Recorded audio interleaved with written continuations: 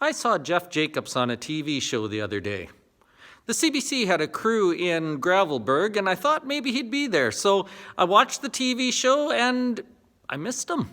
I didn't see him at all. I thought maybe he wasn't there. Sarah came along, and she watched the show and said, well, there he is, sitting right in the middle of that group of people.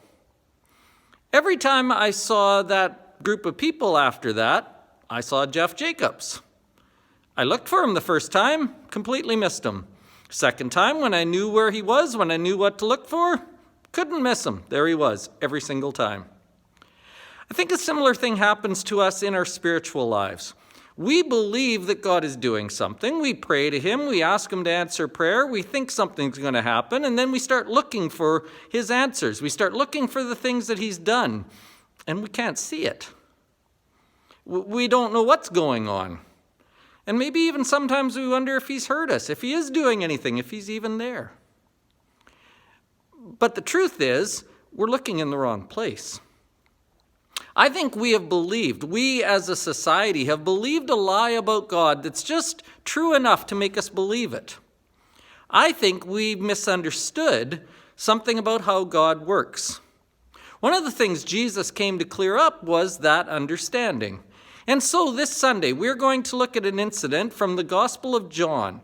And that incident is going to show us the truth. It's going to give us the pattern. And once you have the right pattern, once you see how God works, I think you're going to see it everywhere. I don't think you can unsee it. So this Sunday, from the Gospel of John, the sermon is called How God's Goodness Flows. In our Bible study before that at 10 o'clock, we are continuing our study in the book of James. We're near the end of chapter 4, where James is talking about boasting about tomorrow and planning ahead. And so we want to talk a little bit about that. And then we're going to go possibly even into chapter 5. So read those two sections, and that's what we'll discuss. I think there's lots to talk about in there, so we'll just see how far we get.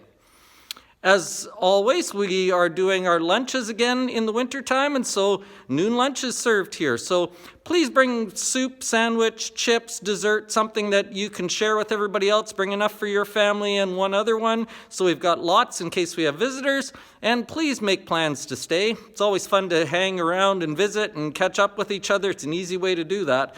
And you got to eat somewhere anyway, so why not eat here? Lots of good things. I'm really excited about the sermon. I'm really excited about the class. I'm really excited to hear about what you have to share. Go have a look.